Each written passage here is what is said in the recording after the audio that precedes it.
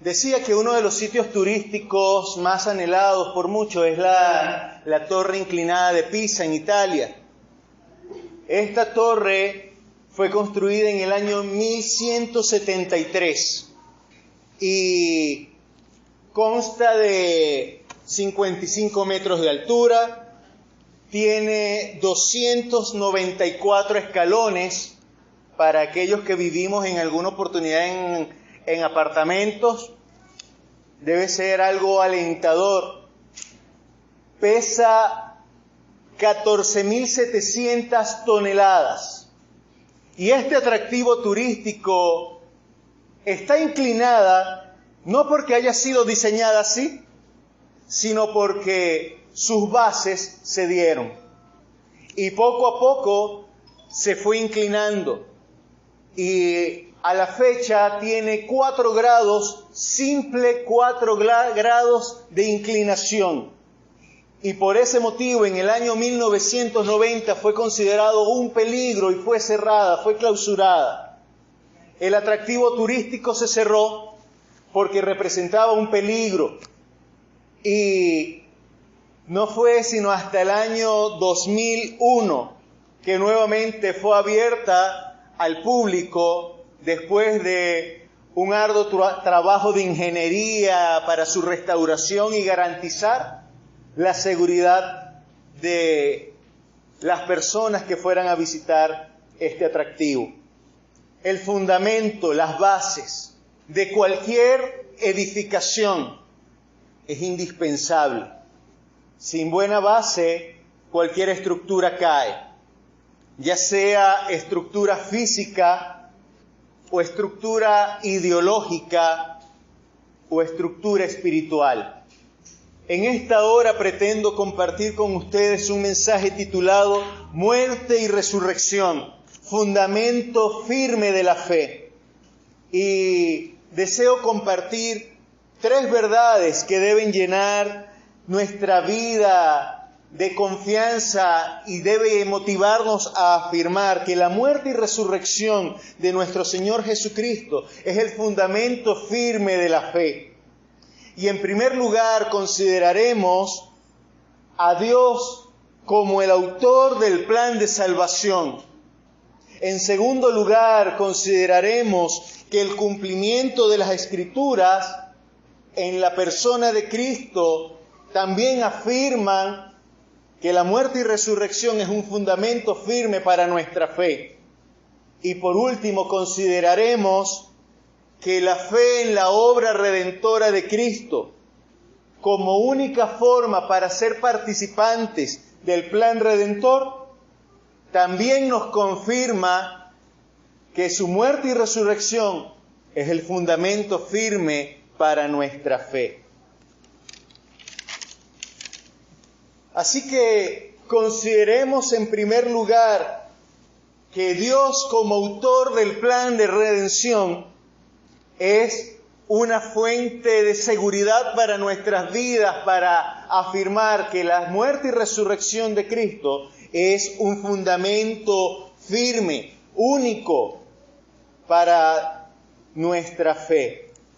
Y les invito a que ubiquemos en nuestras Biblias la segunda carta del apóstol Pablo a los Corintios. Y vamos a leer los versos del 17 al 21. Segunda de Corintios, capítulo 5, versos del 17 al 21. Y dice de la siguiente forma esta porción de la palabra. De modo que si alguno está en Cristo, nueva criatura es. Las cosas viejas pasaron, he aquí todas son hechas nuevas. Y todo esto proviene de Dios, quien nos reconcilió consigo mismo por Cristo y nos dio el ministerio de la reconciliación, que Dios estaba en Cristo reconciliando consigo al mundo, no tomándoles en cuenta a los hombres sus pecados, y nos encargó a nosotros la palabra de la reconciliación. Así que somos embajadores en nombre de Cristo, como si Dios rogase por medio de nosotros. Os rogamos en nombre de Cristo, reconciliados con Dios. Al que no conoció pecado, por nosotros lo hizo pecado, para que nosotros fuésemos hechos justicia de Dios en él. Estamos en la época donde se nos invita a practicar la filosofía de hágalo usted mismo. No pague por ningún técnico ni ningún especialista. Vea un tutorial y usted mismo podrá solucionar sus problemas. Y muchos nos hemos aventurado a aplicar esta filosofía. Y hemos descargado algún video de YouTube, hemos visto algún video, algún tutorial por internet y hemos hecho intentos de reparar algún electrodoméstico. Y en algunas oportunidades lo hemos logrado con éxito. Pero también en muchos casos hemos llenado algún lugar de nuestra casa con algún electrodoméstico que definitivamente ya no tiene reparación por causa de ese técnico empírico que quiso copiar lo que alguien hizo por internet sin tener mayor conocimiento, sin mayor experticia. Ventiladores vueltos trizas, quizás alguna bomba de agua arrumada por allí porque el intento de reparación fue peor que la enfermedad. Microondas, lavadoras, no sé. Usted sabrá qué hay en algún rincón de su casa. Algún bombillo de estos ahorradores. No, eso es simplemente cambiando una pieza, ponemos aquí y allá y se soluciona. ¿Para qué voy a llevarlo a un técnico, un electricista? ¿Pagar? No. Ahí en el video yo vi cómo lo hacían tan facilito. Y el resultado es un artículo completamente dañado porque hicimos y no sabíamos cómo. Simplemente quisimos imitar una receta. El plan fracasó. El hecho de que Dios mismo sea el autor del plan de salvación nos debe llevar a tener plena confianza en Él mismo.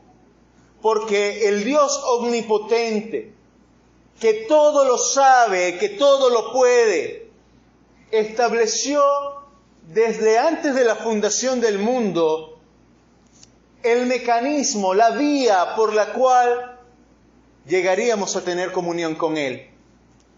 Vea, el verso 18 del texto que hemos leído dice: todo esto proviene de Dios, quien nos reconcilió consigo mismo. Fue Dios quien nos reconcilió con Él por medio de Cristo.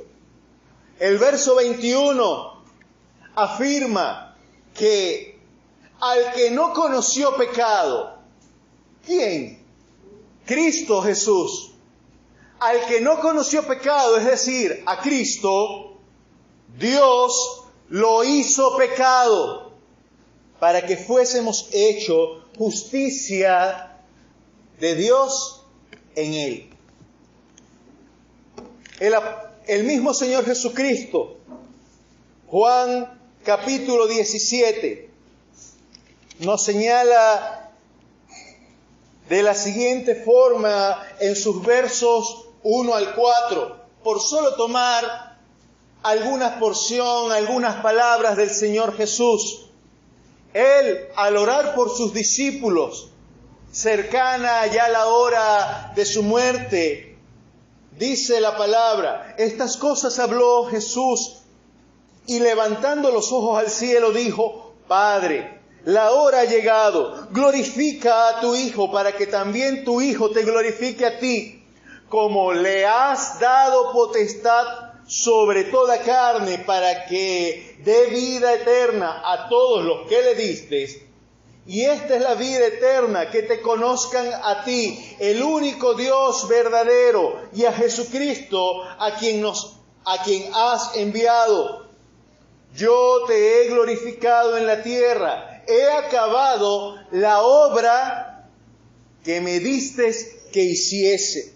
El Señor Jesucristo estaba reconociendo que la primera persona de la Trinidad fue el que lo había enviado, que la primera persona de la Trinidad, Dios Padre, había establecido las obras que debía hacer para garantizar la plena redención de la humanidad, de aquellos que se acercaran por medio de la fe. Y es que el dilema de la salvación representaba un problema que solo podía ser solucionado por Dios mismo. Solo piense, ¿cómo lograr el perdón de pecados sin violar la justicia de Dios? Porque la paga del pecado es muerte, nos dice la palabra. Y el dilema es esto: yo no puedo perdonar sin que haya un castigo. Eso es lo que hacen los políticos, los presidentes en nuestra sociedad. Cuando algún presidente da un indulto presidencial que está en su potestad, da un perdón que la persona no merecía, pero ese perdón otorgado viola la justicia.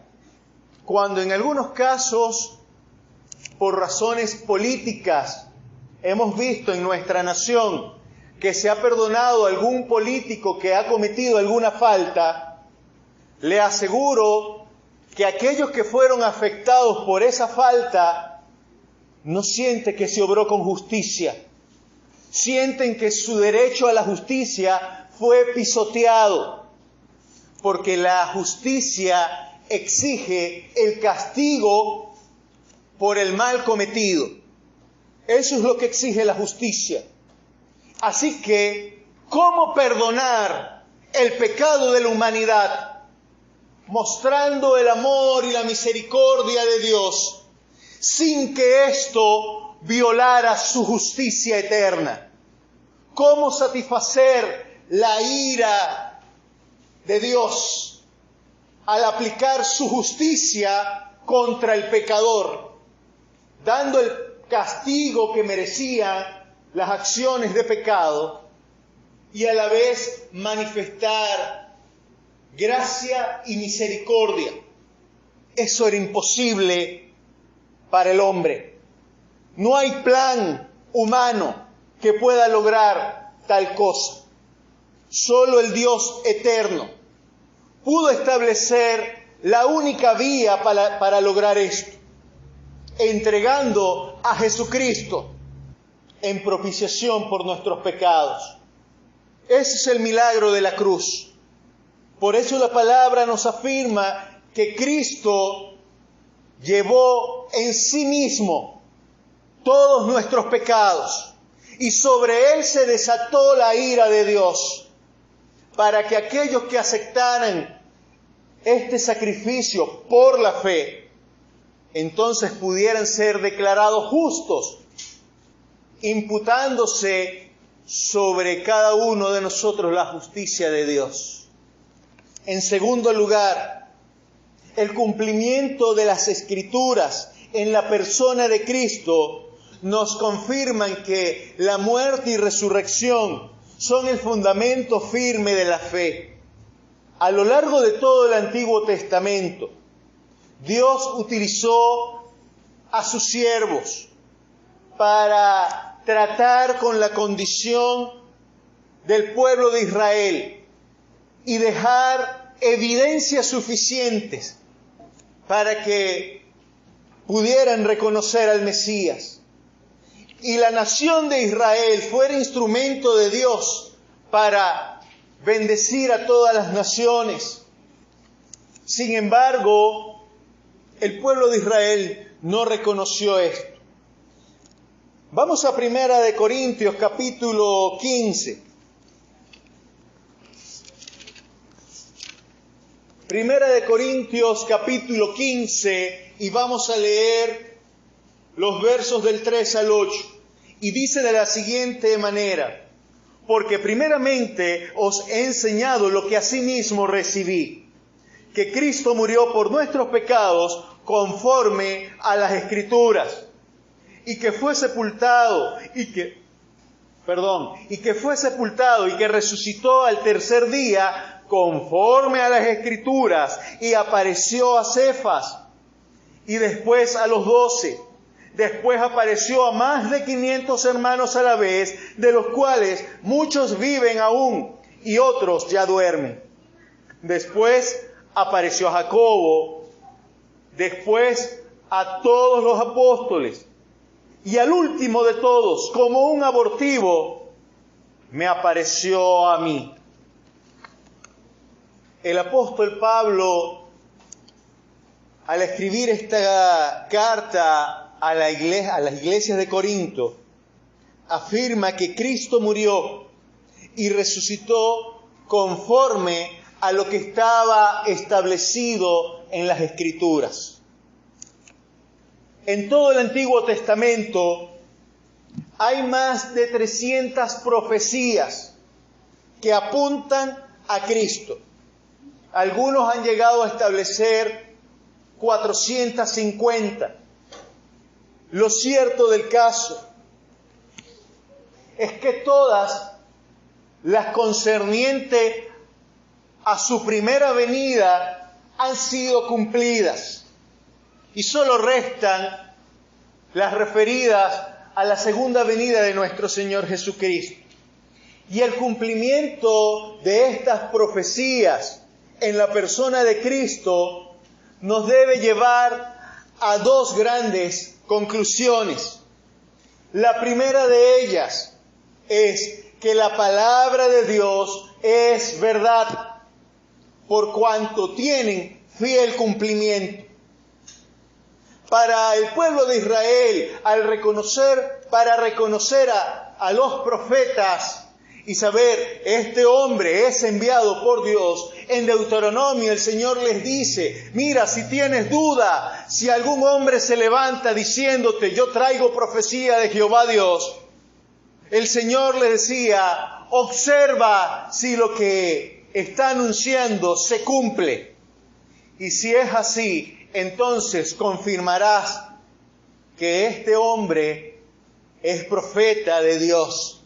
Si no se cumple, ya tú sabes que es un falso profeta.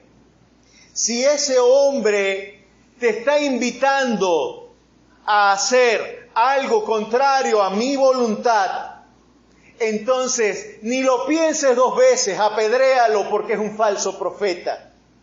Esas eran las indicaciones que Dios le dio al pueblo de Israel. Examina lo que está diciendo a ver si corresponde a mis palabras.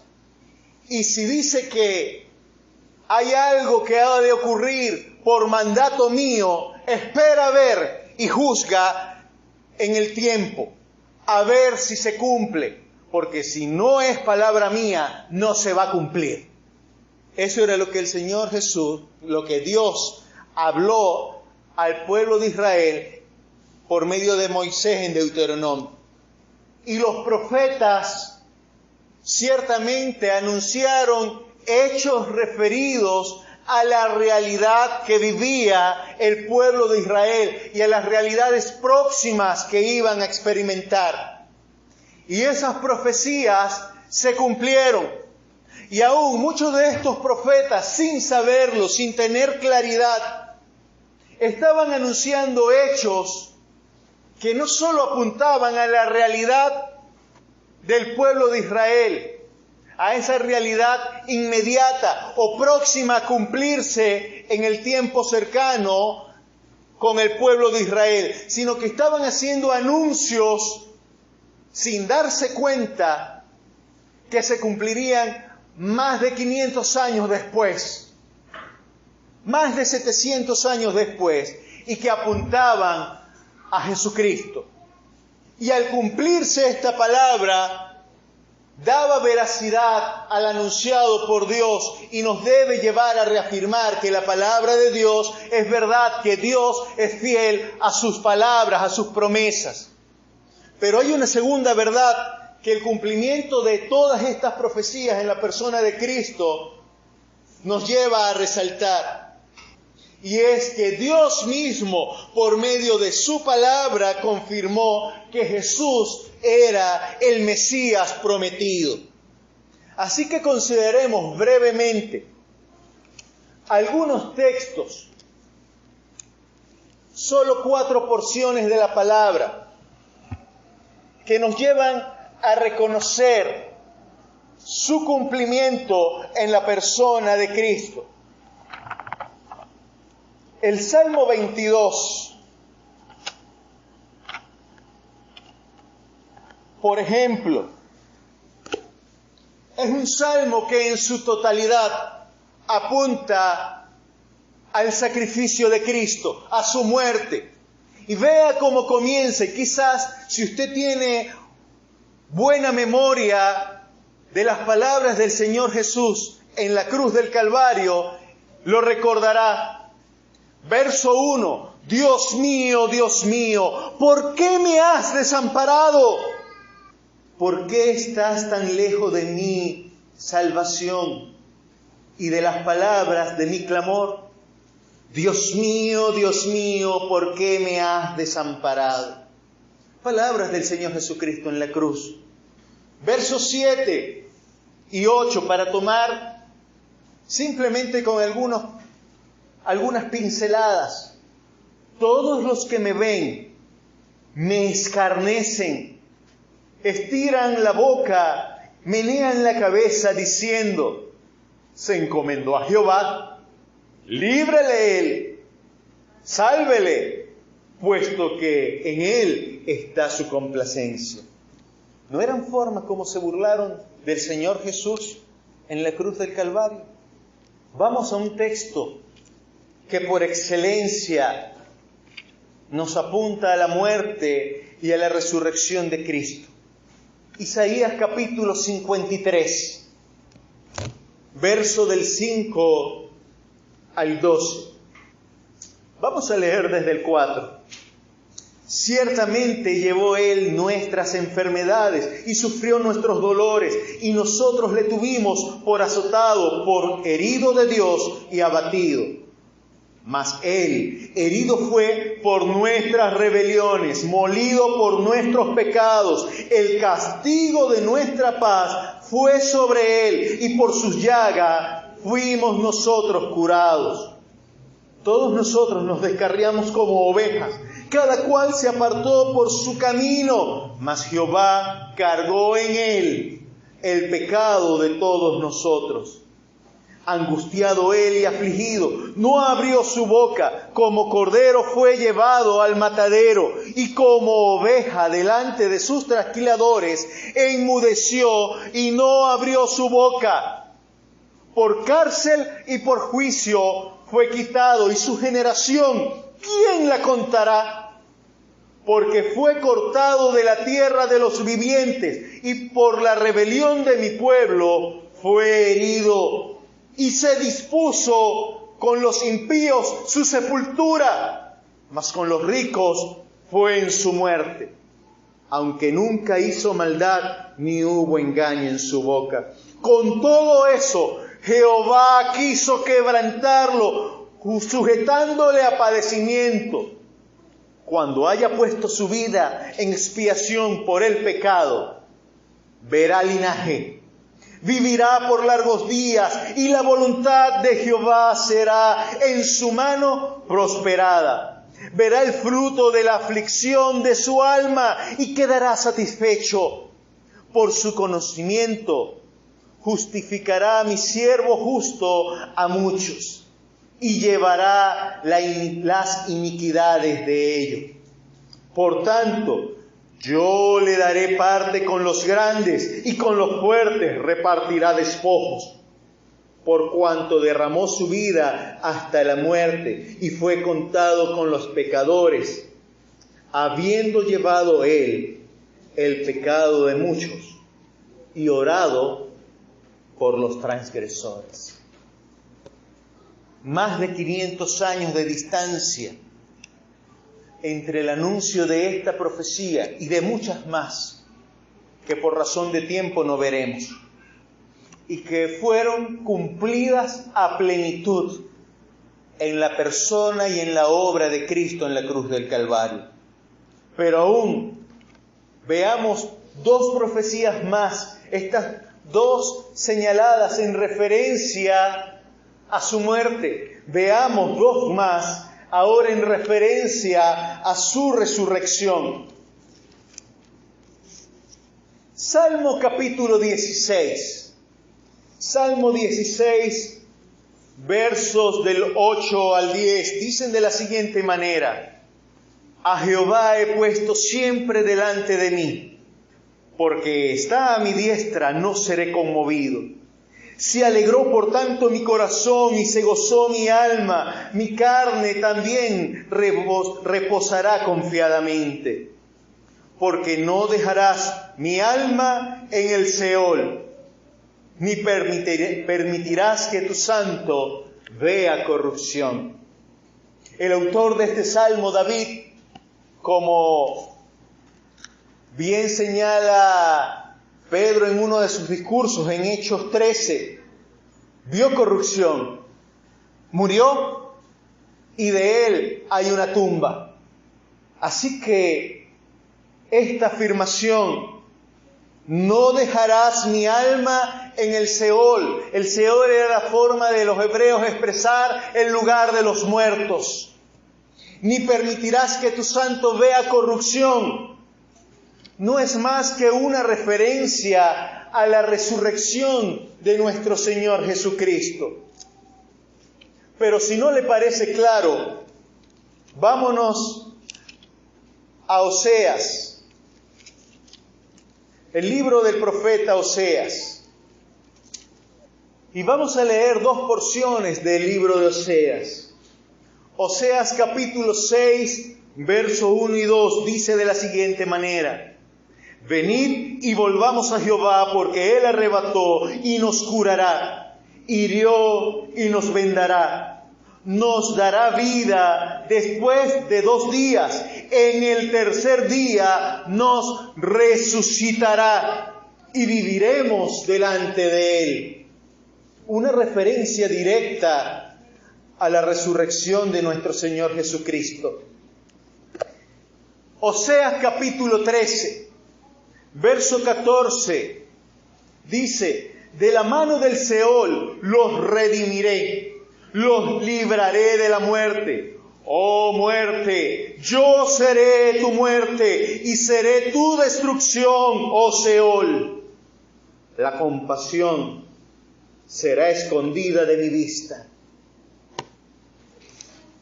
El Señor, Dios Todopoderoso, no tuvo compasión de la muerte.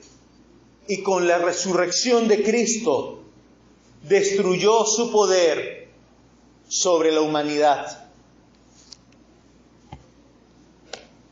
En tercer lugar, la fe en la obra redentora de Cristo nos lleva a reconocer que su muerte y resurrección es el fundamento firme para nuestra fe, para nuestra creencia, porque nos lleva a reconocer nuestra insuficiencia, nuestra incapacidad para poder apropiarnos, para poder acercarnos a Dios. Volvamos a 1 Corintios capítulo 15. Esta vez los versos 20 al 23. Y para que tenga claridad del contexto, en ese capítulo 15, Pablo está atacando la falsa enseñanza que aquejaba a la iglesia de Corinto sobre el hecho de que no había resurrección de muertos. La iglesia estaba siendo atacada por esa falsa doctrina. Y Pablo, en el clímax de la demostración del hecho de la veracidad de la resurrección afirma, verso 20 en adelante del capítulo 15, mas ahora Cristo ha resucitado de los muertos, primicia de los que durmieron es hecho. Porque por cuanto la muerte entró por un hombre, también por un hombre la resurrección de los muertos. Porque así como en Adán todos mueren, también en Cristo todos serán vivificados, pero cada uno en su debido orden. Cristo, las primicias, luego los que son de Cristo en su venida. Veamos un texto más. Otro texto sumamente conocido. Efesios capítulo 2, verso 8 en adelante dice, porque por gracia sois salvos por medio de la fe, y esto no es de vosotros, pues es don de Dios, es regalo de Dios, no por obra para que nadie se gloríe, porque somos hechura suya, creados en Cristo Jesús, para buenas obras, las cuales Dios preparó de antemano para que anduviésemos en ellas. Solo la fe en la obra redentora de Cristo puede darnos acceso a la salvación, porque con su resurrección, con su muerte y resurrección, Cristo ganó para nosotros la victoria sobre la condenación del pecado. Como vimos en Isaías 53, Él herido fue por nuestras rebeliones, molido por nuestros pecados. El castigo de nuestra paz fue sobre Él, y por su llaga fuimos nosotros curados. Todos nosotros nos descarriamos como ovejas. No hay nada bueno en nosotros, porque nos descarriamos como ovejas. Y cada cual se apartó por su camino.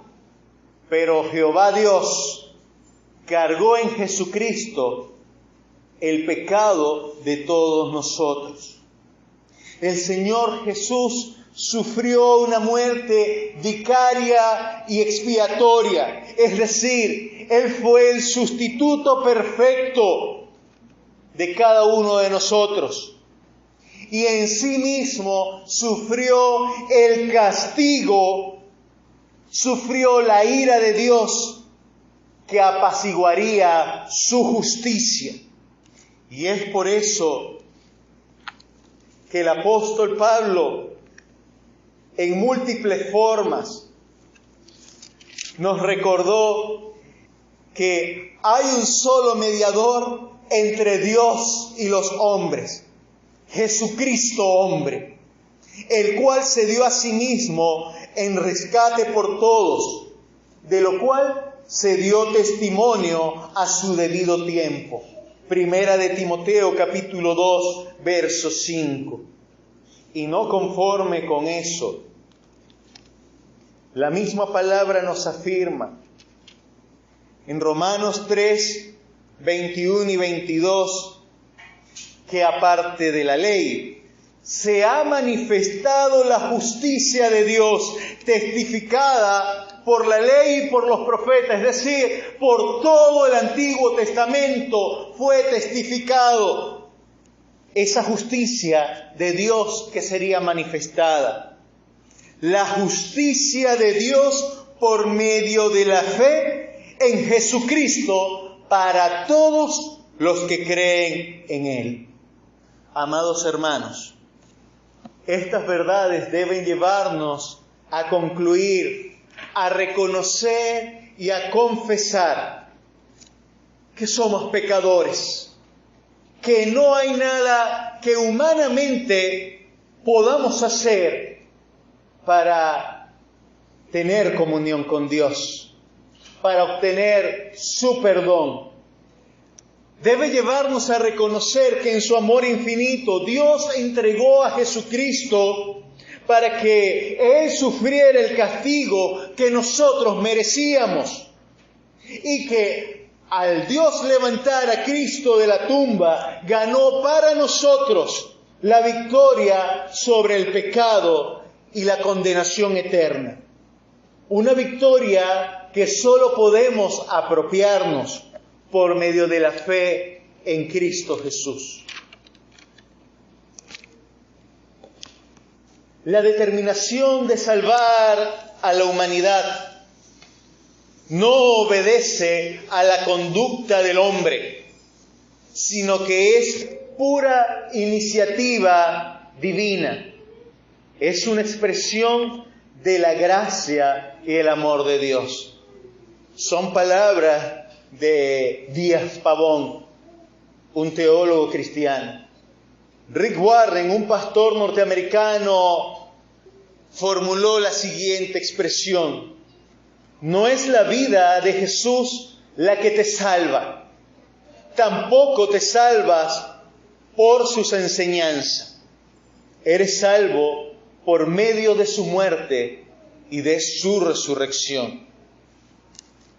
Como bien señalaba en uno de los textos que fue citado durante el tiempo del culto, si Cristo no hubiese muerto y no hubiese resucitado, y lo encontramos en Corintios 15, Primera de Corintios 15, vana sería nuestra fe y seríamos dignos de lástima, porque solo la muerte y la resurrección de Cristo garantizan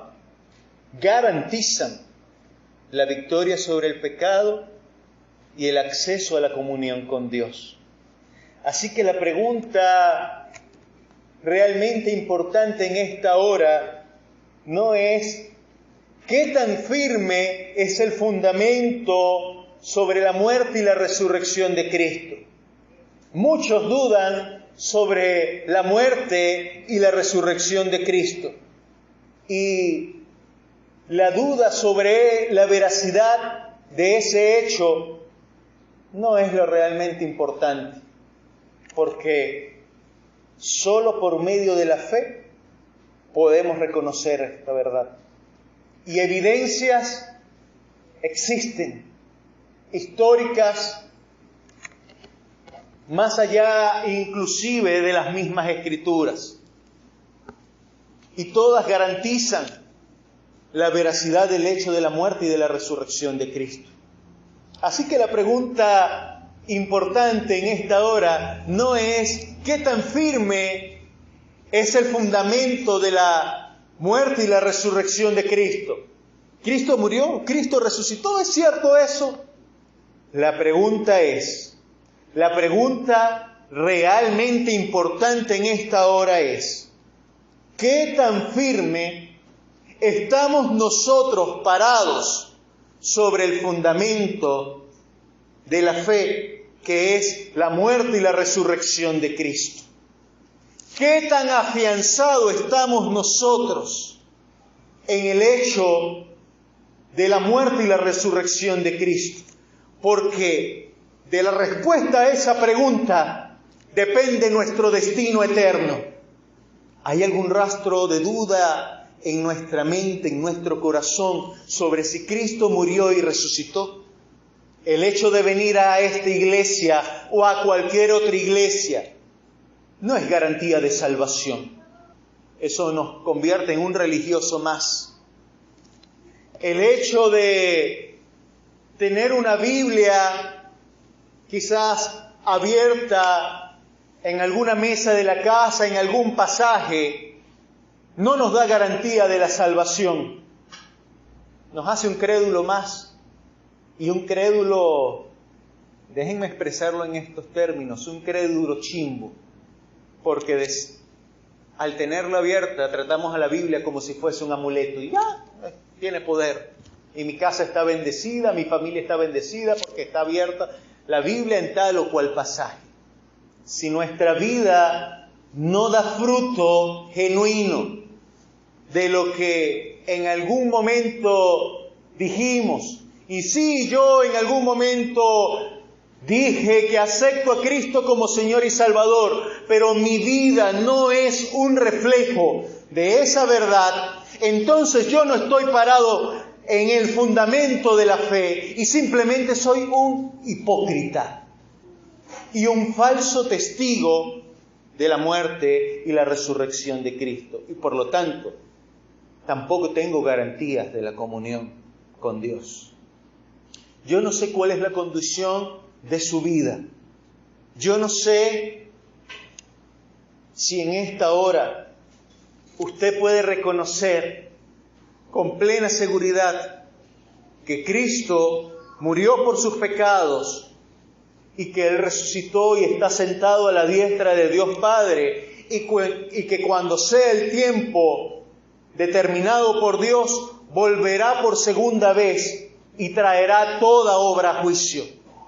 Yo no sé si usted hoy está seguro de su destino eterno, pero si en su vida hay algún rastro de duda sobre el hecho de la salvación, y usted no puede cantar como hace rato decíamos, da temor cantar como hace rato decíamos, vuelve, oh Señor, vuelve, porque le aseguro que el día que Él vuelva se acabó la oportunidad.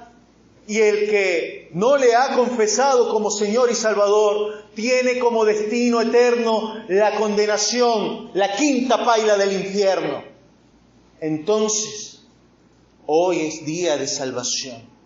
Hoy es día para que usted se ponga a cuentas con Dios y pueda reconocer a la luz de las porciones de la palabra que hemos visto. Y aún si desea más, agarre y vea Juan 3:16, porque de tal manera amó Dios al mundo que envió a su Hijo unigénito, para que todo aquel que en Él cree no se pierda, mas tenga vida eterna, porque no envió Dios a su Hijo al mundo para condenar al mundo, sino para que el mundo sea salvo por Él.